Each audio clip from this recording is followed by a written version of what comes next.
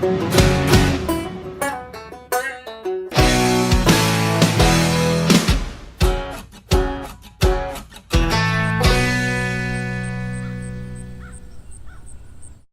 the University of Florida Extension. I'm located in Holmes County.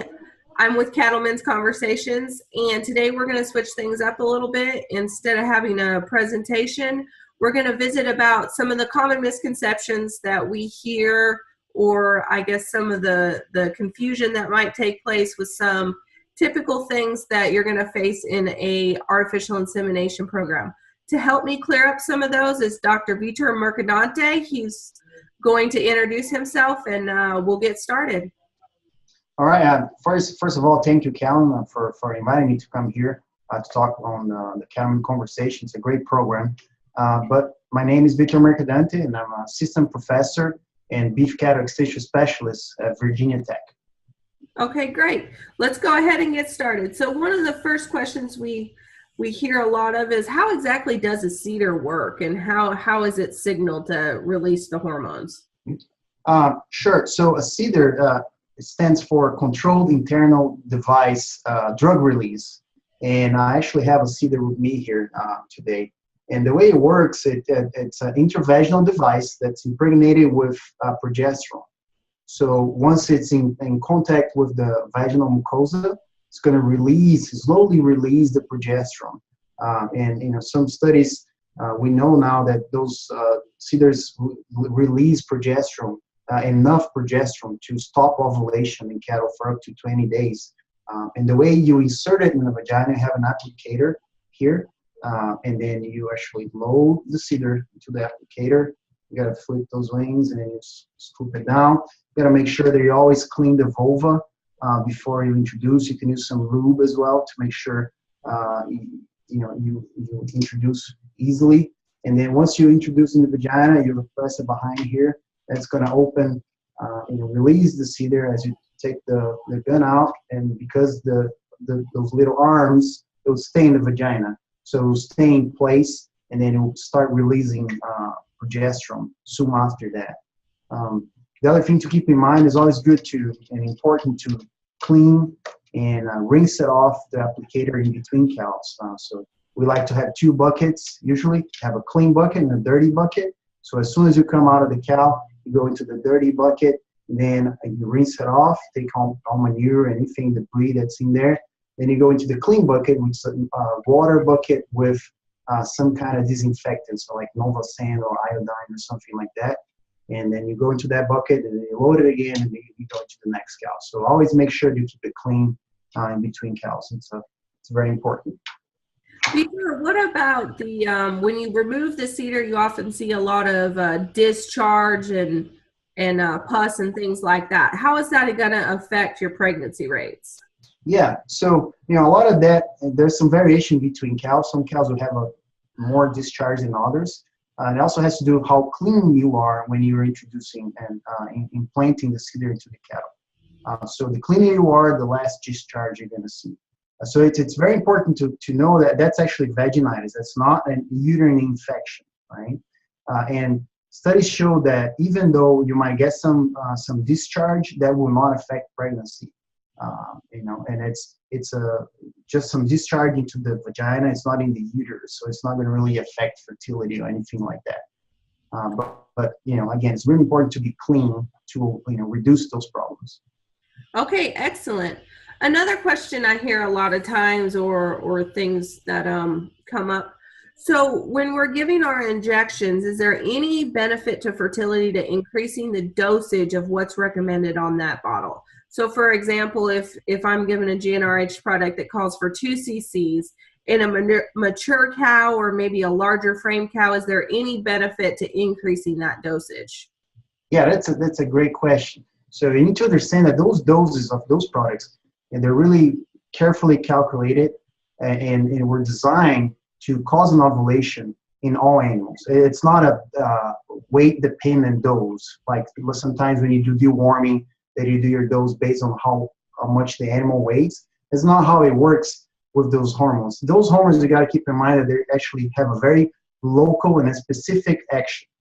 So it's different from other drugs that have a systemic action. So increasing the dose is not going to increase the response of those hormones.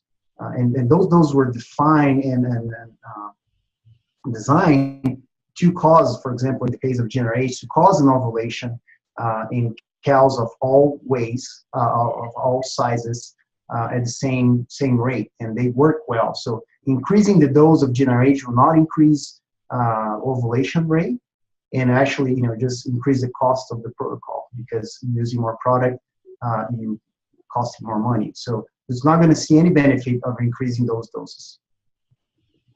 Okay. Another thing that question that gets asked commonly, or misconception that might be out there, is, so there's a lot of different drugs on the market. Some of them are synthetic analogs, some of them are natural.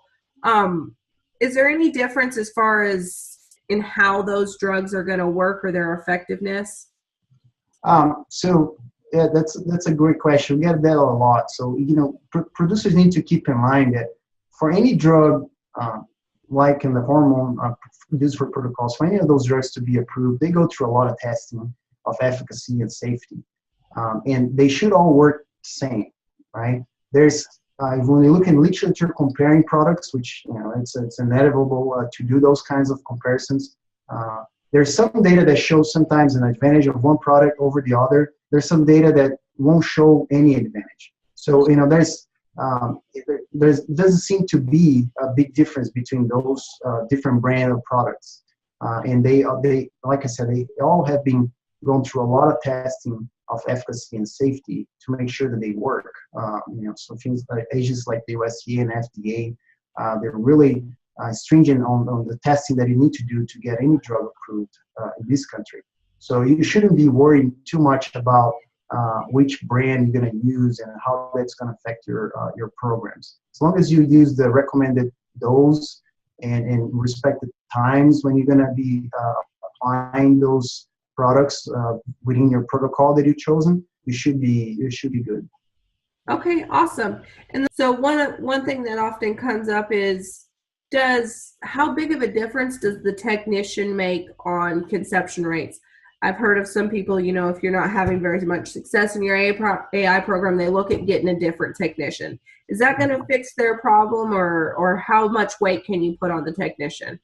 So there's two things to keep in mind. One, there's a difference between an experienced, well-trained technician, and there's people that don't have so much experience, that maybe call themselves a technician, but they may not be the best technician. But as long as you're working with somebody that has experience, has gone through training, and is a serious professional, you shouldn't see much difference between those technicians. But if you're working with somebody, or even yourself, as you came out of AI school and you're just starting to breed cows, you're probably not going to have the best conception rates, or even like speed, right? It's one of the biggest things. The more practice you have, the faster you go, and the more successful you are. But as long as you know what you're doing, and most well-trained technicians know what they're doing, there shouldn't be a big difference. You're depositing the semen in the same spot, which is the uterine body, and that's all you need to do. There's more weight on how you're going to prepare, you're going to handle your semen, how you're going to prepare that gun, the AI gun, how really careful you're going to be on all those steps. So it's not a one thing that you need to do, right? It's a whole process. As long as you are very careful and meticulous how you do things, you should get good results. So if you're working with an AI technician that has experience and has been through training, shouldn't be a big difference between technicians. Awesome. Thank you very much, Vitor. We really appreciate your time, and we look forward to hearing from everyone. If you have any questions, please feel free to reach out with us. Here, there's a whole community of specialists with Cattlemen's Conversations, and we would be happy to help you with any of your questions. And again, thank you so much, Vitor. No, you're welcome. It was a pleasure. Thank you.